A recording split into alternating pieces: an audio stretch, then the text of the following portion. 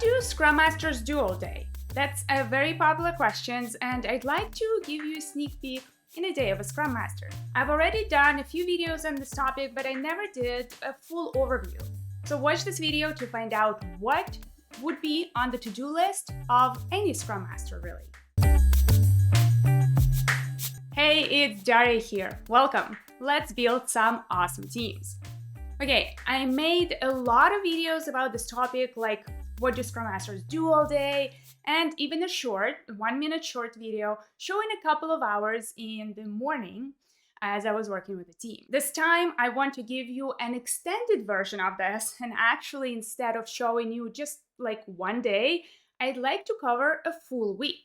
Or even a sprint. Well, maybe not a sprint, but actually a full week that would have the beginning and the end of a sprint, just for an example. Firstly, it will allow me to talk about the Scrum Master accountabilities during various meetings, and more specifically, the sprint events. Secondly, some days are less active than others. That's normal, So I want to give you a much more insight into the work as I can, so I decided to take in snippets of different days and maybe different weeks and put them all into 1 week to give you a story that actually makes a lot of sense as we will go through it. So let's get started. I want to start by dispelling a common myth that we are taught in the corporate world in general. The myth says that the busier you are during the day, the more valuable you are as an employee. As I said, this is a myth. People boast about how filled their calendars are and that they are triple booked every hour. Or they also share how many emails they get every day. The more emails you have and receive, the better. So when someone has a free schedule, the immediate thought is, well, they might be doing absolutely nothing. Well, that is wrong. The role of the Scrum Master is all about people and continuous improvement. If we are busy in meetings all the time and we're replying to emails all of the time, we won't have time to actually do our job. A lot of the examples I will give you in this video will show the spontaneity of our work. Everything I tell you in this video is true. Real-life experiences from my Scrum Master journey. Not only that, but I also share what I actually did in those situations. Maybe not everything worked, but each story was a learning opportunity for me, and this is how you should be taking everything that you do every day as well, as a learning opportunity, even if it doesn't work. So let me tell you a little bit more about the team we'll be working with this week. So in this Scrum Master week, we'll be looking at a team that was working together for 7 sprints already. They have good team dynamics, but are still pretty new to Scrum. Sprints run from Wednesday morning to Tuesday afternoon, 2 weeks later. And we are catching them on the week where their 7th sprint ends and 8th sprint is starting. So let's go into Monday. It's Monday morning. It's a regular day. The 7th sprint is ending tomorrow on Tuesday, as I said, and the team will be focusing on finishing up the work and getting ready for the sprint review tomorrow. The first things first. Let's check how the team is doing. I decide to check the Scrum board to see the state of things. There seem to be many tickets stuck in testing. I also remember that on Friday evening, there was only 1 ticket in progress in the development column, but today there are 3. Well, that's definitely not right. We only have 1 day of the sprint left. I need to speak to the team before they start planning for the day in their daily Scrum. So I send them a quick message in the team channel. I say we only have a day left in the sprint, and there are lots of things in progress, especially in testing. And some new items were taken into the development since Friday.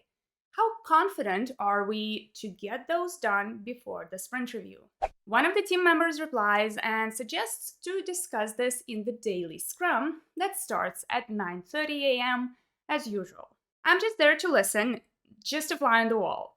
But my message in chat was taken into account as the developers decide to pair up with QAs to help them get testing finished first, for as many tickets as possible by the end of the day. I don't have any meetings in the morning, but in the afternoon, me and the product owner are meeting up with one of the internal clients using our product. Recently, the relationships weren't going so well, and both sides started to get a bit frustrated. We didn't really get a chance to prepare for this meeting, so I sent a quick message to the product owner to see if she's available, but it seems that she's only available 30 minutes right before the meeting with the client. She asks me to help with the preparation. So my plan is to do a very brief overview of the workflow. I don't think they really understand how Scrum works. I make a 2-page presentation for this. That takes way more time than what I expected. It's lunchtime already. After lunch and before our client meeting, I finally have a moment to speak with the product owner and we finish final preparations. The meeting goes okay-ish. The client needs to have a clear way to submit new requests and we need to communicate what will get done and when. The meeting wasn't extremely productive as we didn't actually agree on the process. We have to schedule another one. Next time, we'll come prepared with a proposed solution. We have a quick chat with the product owner and we realize that we don't really have a clear triage process for the requests either. We need to get the team together, maybe towards the end of the week, after the sprint starts. I send a quick message to the group chat to let them know and agree on the best time to meet. In the meantime, I will need to work on the request submission process. That will take a while. I'll do it later this week. Today, I wanted to prepare for the retrospective that I will be facilitating tomorrow. I spent over an hour to do some research on what technique to use, to review our past retrospective action items, and to prepare the online board. Considering all the research work, discussions, and reviews, the day is coming to an end. It's Tuesday. It's the end of the sprint. We'll have the sprint review and the sprint retrospective in the afternoon. I need to get ready and, of course, help the team to do the same. I jump into the daily scrum, as always, just a fly on the wall. The team ends their daily scrum a bit faster today. For the past few sprints, we have started a new practice with the team to spend some time after our daily on the last day of the sprint to get ready for the sprint review. So I asked the team what they are sure they will be able to get done before the sprint review and who would like to present and what. We define our agenda for the sprint review together. That will go into our sprint review agenda as something that we will send to all of the stakeholders so that they know what to expect. After that, I check with the product owner if the client who we talked to yesterday is part of the sprint review because I haven't seen them there.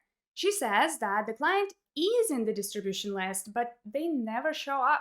I decide to chat with the client about the importance of them being there, especially following up on our discussion from yesterday. I have a chat with them via Slack, and I'm afraid that they won't be able to read the email in time for today's review otherwise, so Slack is a much better way to communicate with them today. I share the agenda for the review and convince them to send a representative. As we're getting closer to the lunchtime, I remind the team to update their Scrum board. We'll be closing the sprint soon, and in the meantime, I start gathering the information for our sprint report to highlight the deliverables as well as the challenges we faced during the sprint. This can be a great input into our retrospective. I also wanted to highlight an external issue the team has been facing for the past few sprints related to a dependency on another team. I prepare a quick one-pager for the sprint review. The lunchtime comes and goes, and we are getting into our sprint review time at 1:30 p.m. We scheduled 2 hours for the meeting, but we usually don't need that much time.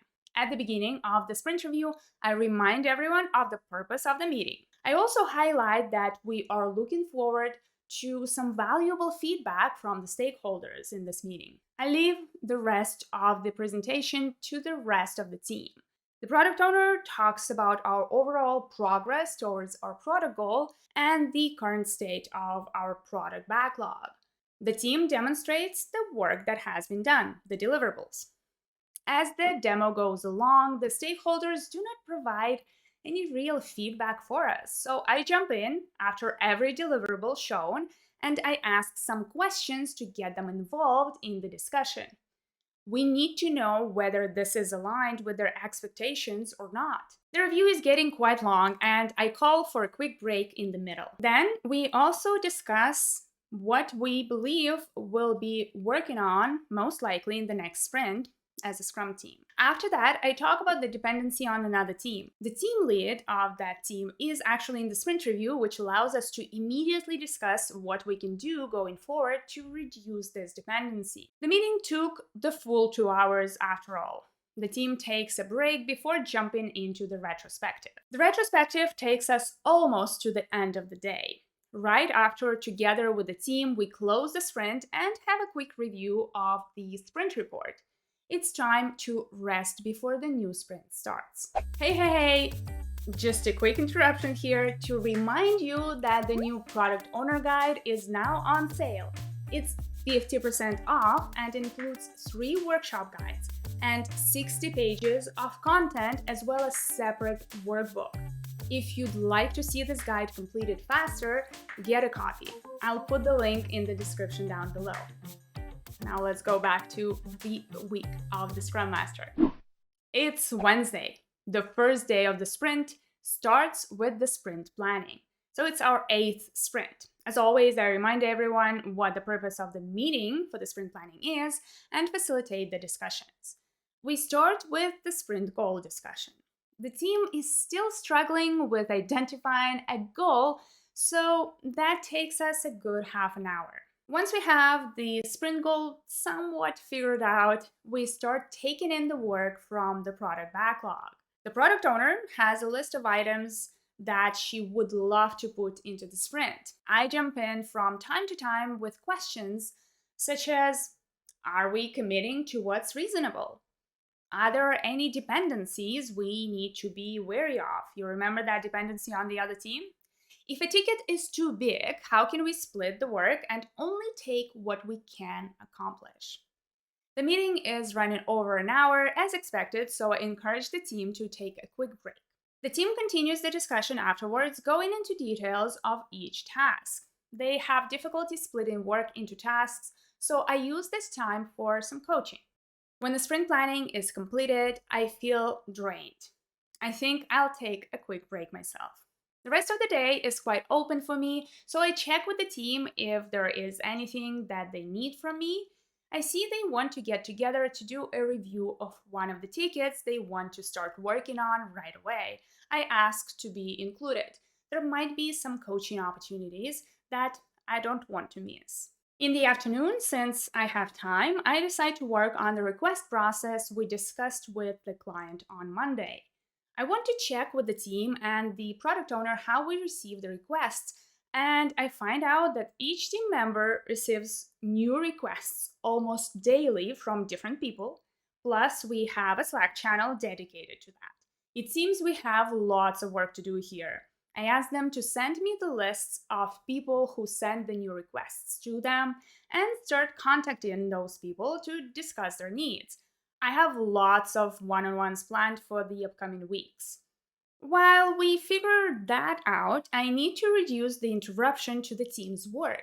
So I work quickly on a new board we can use in our project management tool to at least see everything in one place. I need to get it done before the end of the day. I also ask the team members and the product owner to forward me every new request they receive. For the next few days, I want to document everything using our new board and give us a better understanding of what's going on. But I also tell the team to defer any new requests to me and the product owner and not agree to work on something ad hoc. The day quickly ends without me even realizing it. It's Thursday. While I'd love to join the team's daily Scrum, I have a Scrum Master community of practice to run this morning. This is an important meeting we have organized with all of the Scrum Masters in our department. Luckily, I am not the one presenting today, but I usually host it anyway.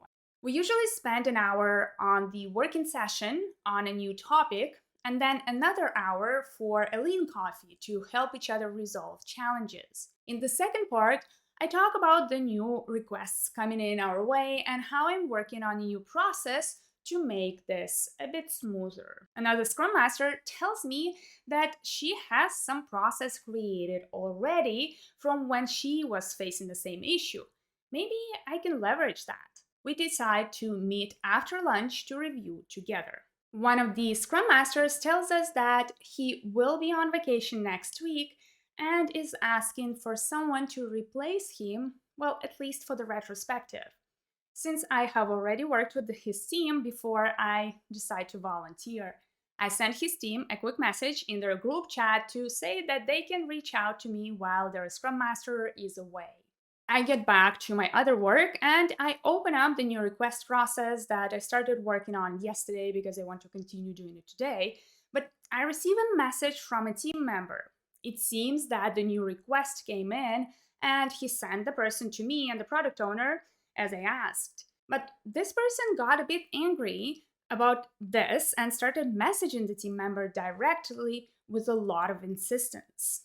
I asked the team member to turn off their notifications. I'll take care of it. I let the product owner know of the situation and I quickly create a chat with the requester, the product owner, and me.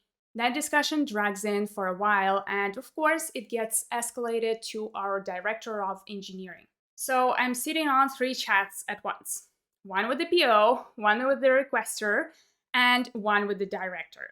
To stop playing the broken telephone, I organize a meeting with all of us at once to discuss our product priorities, show our current product backlog, and agree on next steps.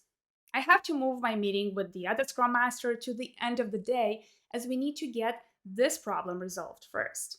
Finally, we come to an agreement for this particular request. It will be put in the next sprint, but it is also made clear that this was a one-time exception. We'll need to monitor this situation in the future. Wait, it's 4 p.m. already? I have my last meeting with the Scrum Master to review her request process, and I take some notes for myself. The day ends in no time. And it's Friday! Happy Friday! On Fridays, the team has their backlog refinement meeting in the morning, right after the daily Scrum. I jump in to listen, facilitate, and coach if needed. I also know that the product owner has a prioritization meeting with the rest of the product team, and I decide to join as I need to have a better understanding of the expectations set on the team. I can also bring in some additional information about the team's progress and external challenges that they are facing. I continue to work on the requests process that occupied my whole week in between my regular one-on-one meetings with the team members. It's a pretty chill Friday as I get a chance to catch up with everyone and take some notes on potential improvements as they share their challenges and frustrations. But they also share positive changes like the fact that they are finally not being interrupted every 5 minutes. They are super excited about this new process we're working on. However, we were not able to meet to discuss our triage process. This is something we'll think about next week. I get some time in the afternoon to collect my thoughts and do some research. There are a few new facilitation techniques I wanted to learn and a couple of cool tools for team health assessment. And that concludes my week. This was a packed week, wasn't it? Well, not every week is like that, luckily. Sometimes you'll be running around from 9 to 5 with no time to go to the bathroom. True story. And sometimes you'll be able to dedicate more time to research, observation, and thinking. Compiling your thoughts, reflecting on your work, planning improvements, these are essential parts of jobs like the Scrum Master job. Don't pack your day with meetings so that you can quickly reply to coaching opportunities and some occasional fires you need to put out.